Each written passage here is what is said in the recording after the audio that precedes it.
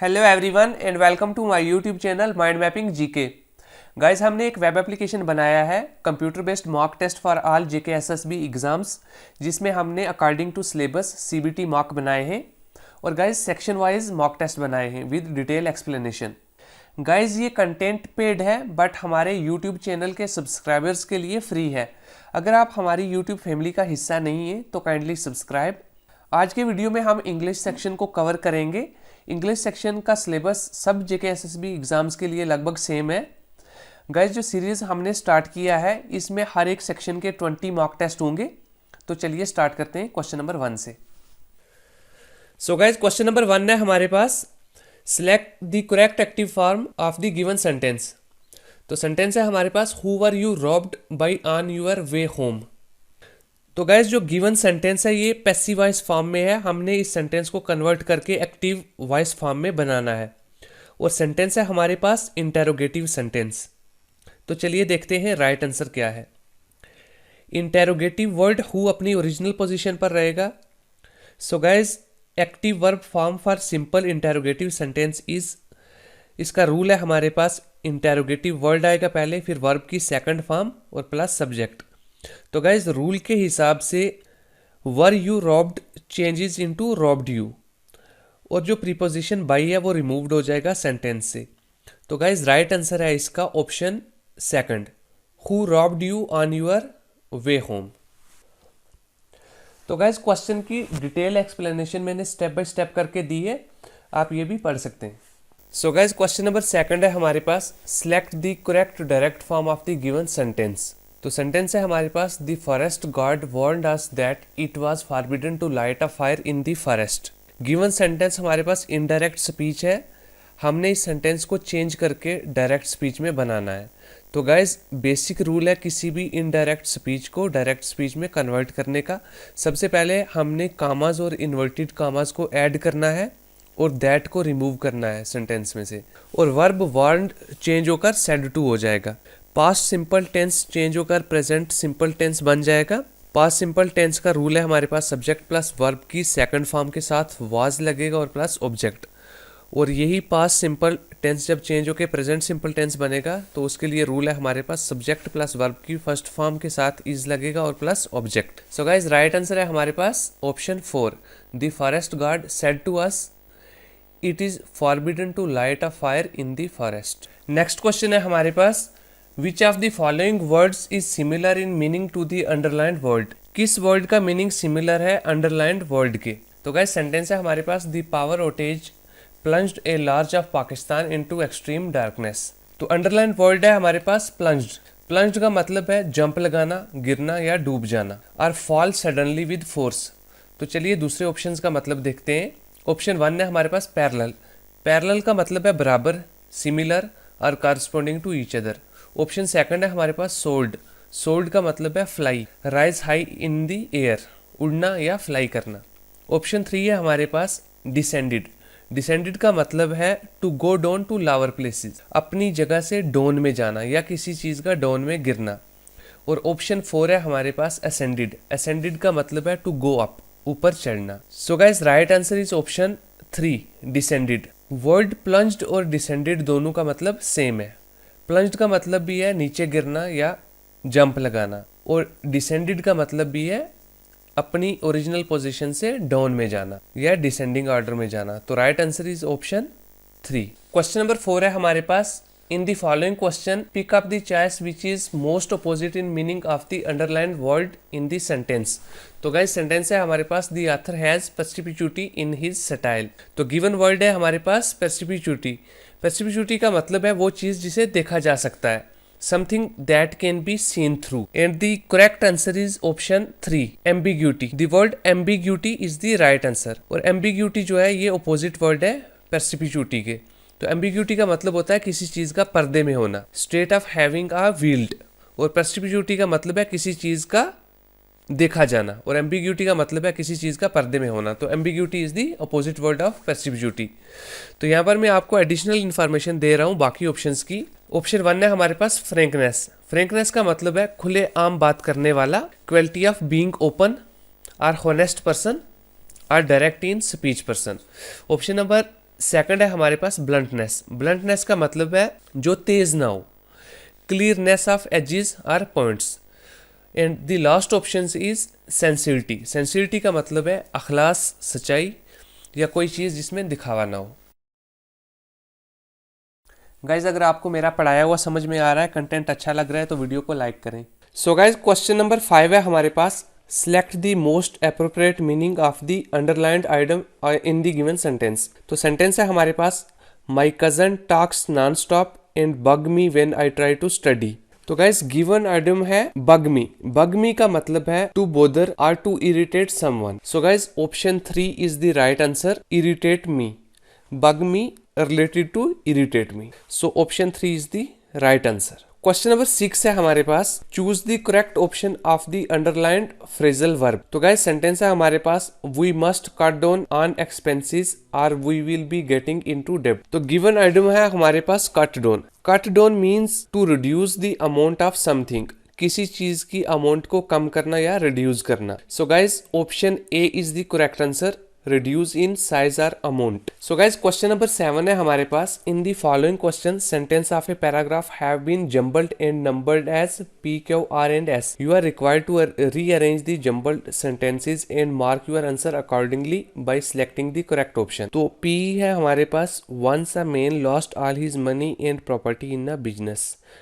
He recalled how the other team's caliber had in fact inspired him to match up to their level and improve himself. R है, he had been defeated at the game of business and his competitors, but he had been a sportsman in school and this helped him to remember the time he had been defeated by better opponents. As said, the man was practically reduced to nothing. तो guys कौन सी statement paragraph को introduce करती है? तो introduce करती है paragraph को statement P. P statement से पैराग्राफ इंट्रोड्यूस हो रहा है एंड देन स्टेटमेंट एस जो है वो रिजल्ट शो कर रही है जो पैराग्राफ पी में इंसिडेंट हैपेंड हुआ है। और पी के बाद आ गया एस, एस के बाद आ गया आर। आर इसलिए आया क्योंकि स्टेटमेंट आर जो है वो डिनोट करती है स्टेप्स को जो उस आदमी ने सिचुएशन से बाहर निकलने के लिए यूज्ड किए थे। एंड लास्ट पे आ रही है स्टेटमेंट क्यू। स्टेटमेंट क्यू जो है वो शो करती है फाइनली उस आदमी ने क्या किया। सो guys option 4 is the right answer, P S R Q. And the next question is question number 8, in the following question sentence of a paragraph have been jumbled and numbered as P, Q, R and S. Similar question है जैसे previous one था। You are required to rearrange the jumbled sentences and mark your answer accordingly by selecting the correct option. तो guys P है हमारे पास, this is important because business does not happen in vacuum. क्या हुआ, therefore prospective employers conduct group discussions. R in today's time it is not enough to know about your own subject. और ऐसा हमारे pass through GD यानी कि group discussion they like to test a candidate general awareness. तो guys कौन सा statement है जो पैराग्राफ को इंट्रोड्यूस करता है? तो मेरे हिसाब से स्टेटमेंट आर से पैराग्राफ का इंट्रोड्यूस होता है या टॉपिक को इंट्रोड्यूस करता है स्टेटमेंट आर। तो R is the first statement क्योंकि यहाँ से पैराग्राफ इंट्रोड्यूस हो रहा है एंड आर के बाद देन आ रहा है नेक्स्ट क्यू स्टेटमेंट। क्यू इसलिए आ रहा है क्योंकि क्यू स्टेटमेंट एड्रेस करती है फर्स्ट वाली स्टेटमेंट को। आर के बाद क्यू एंड देन आ रहा है स्टेटमेंट एस। एस स्टेटमेंट जो है ये एक सेंस प्रोवाइड करती है कि ग्रुप डिस्कशन का मतलब क्या है। और लास्ट पर आएगा पी। पी स्टेटमेंट पैराग्राफ को एंड करती है। सो गाइज राइट आंसर है इसका R Q S P, option second. So guys question number 9 है हमारे पास, fill in the blanks with the correct pair of words. तो गाइज ब्लैंक है हमारे पास, when the dockyard church was deconstructed in the 1970s we watched it gradually fall into, so right answer is option 3, rack and ruin। Rack and ruin phrase का मतलब है destroyed और रून्ड। तो right answer इसका है ऑप्शन 3। क्वेश्चन नंबर 10 है हमारे पास, fill in the blanks with the correct preposition. तो ब्लैंक है हमारे पास, my mother is often suspicious dash hawkers and street vendors.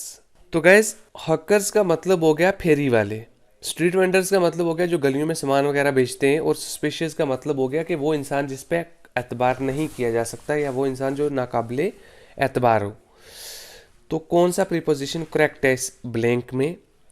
तो गाइस एडजेक्टिव सस्पिशियस है, जिसका मतलब है डिसऑनेस्ट और इलीगल, कोई ऐसा बंदा जिसने कुछ गलत किया हो, जिसको जो कोई बंदा एतबार वाला ना हो, ट्रस्टेड ना हो, तो प्रीपोजिशन ऑफ उसके साथ लगता है।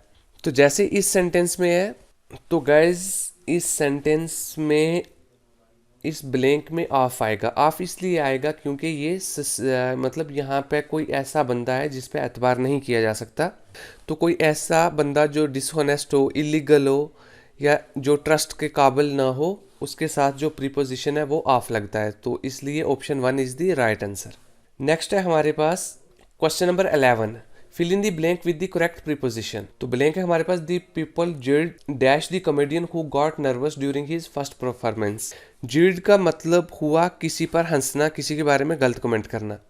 तो जो भी कॉमेडियंस अपनी फर्स्ट परफॉर्मेंस पर नर्वस फील करते हैं तो लोग उन पर हंसते हैं। तो गाइस राइट आंसर इसमें आएगा ऑप्शन 4 8।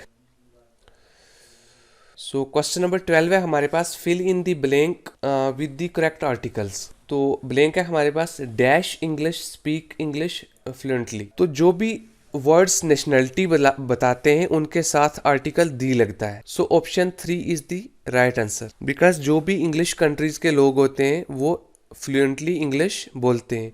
तो यहाँ पर वर्ड इंग्लिश आया है जो कि नेशनलिटी बताता है। So the right answer is option 3, article the लगेगा यहाँ पे, the English, speak English fluently. So guys question number 13 है हमारे पास, fill in the blank with the correct pair of words with such a unique problem there need to be some dash between the state and the country board to do what's best for each school. So guys right answer is give and take, because give and take phrase उस situation में लगता है जहां दो लोग या दो से ज्यादा लोग या ग्रुप ऑफ पीपल्स एक दूसरे की जरूरत पूरी करें या एक दूसरे के काम आए या एक दूसरे की मदद करें। So guys right answer is option 2, give and take.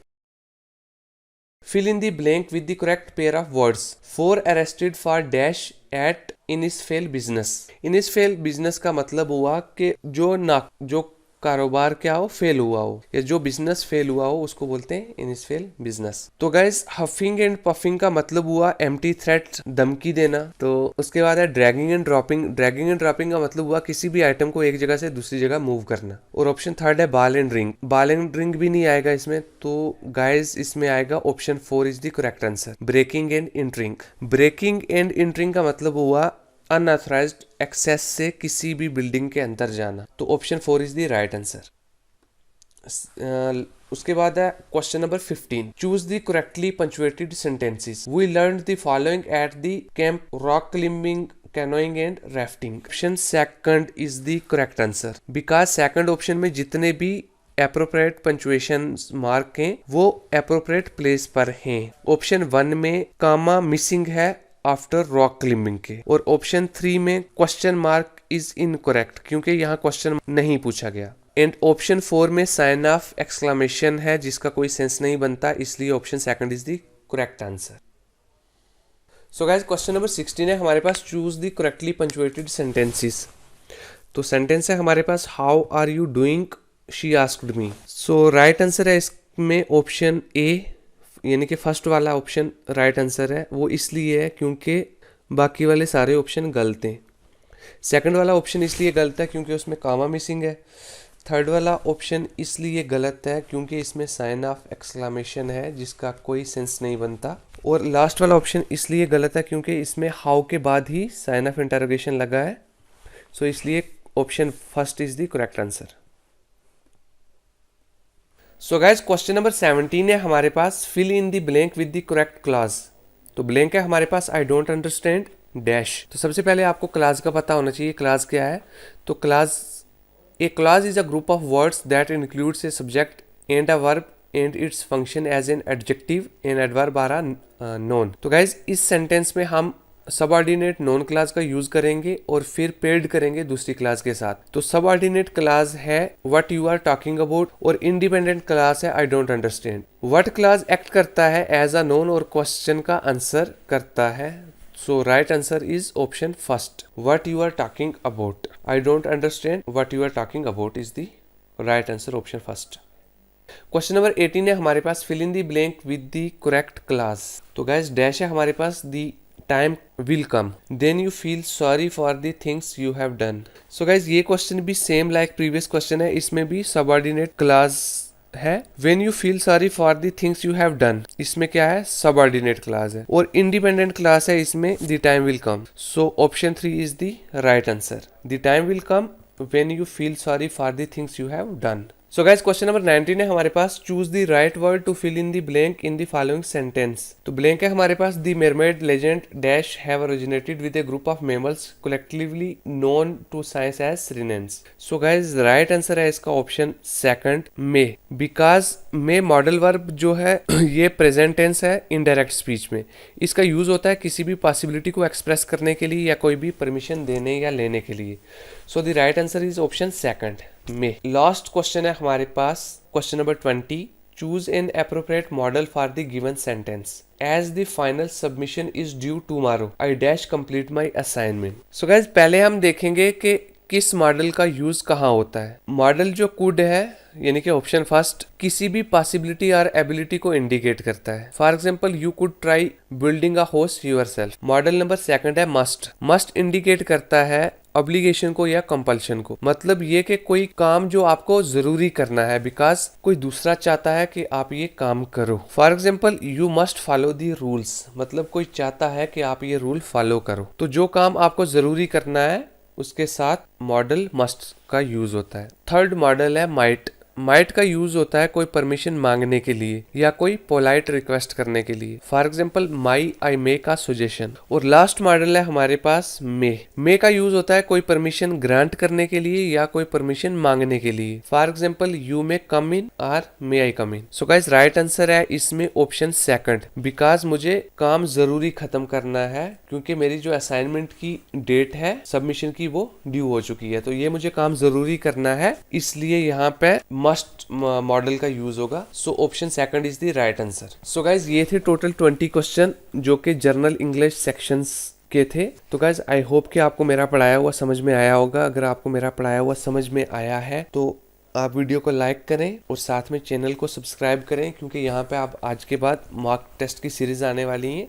जितने भी जेके एसएसबी के एग्जाम्स हैं सब एग्जाम्स के लिए मैंने मॉक टेस्ट तैयार किए हैं। तो गाइज डेली बेस पे वीडियो अपलोड होगा। आपसे रिक्वेस्ट है कि आप वीडियो को जाते जाते लाइक करें, क्योंकि मैंने बहुत मेहनत लगा के ये वेब एप्लीकेशन डेवलप किया है। और अगर आपको लगता है कि इस वेब एप्लीकेशन में कोई एरर है या कोई इम्प्रूवमेंट की ज़रूरत है तो आप कमेंट सेक्शन में मुझे ज़रूर बताएं, ताकि मैं कोशिश करके उस एरर को, उस गलती को दूर कर पाऊँ, या जो चीज़ मुझे ऐड करनी है वो मैं ऐड कर पाऊँ। तो आज के लिए बस इतना ही। Thanks for watching.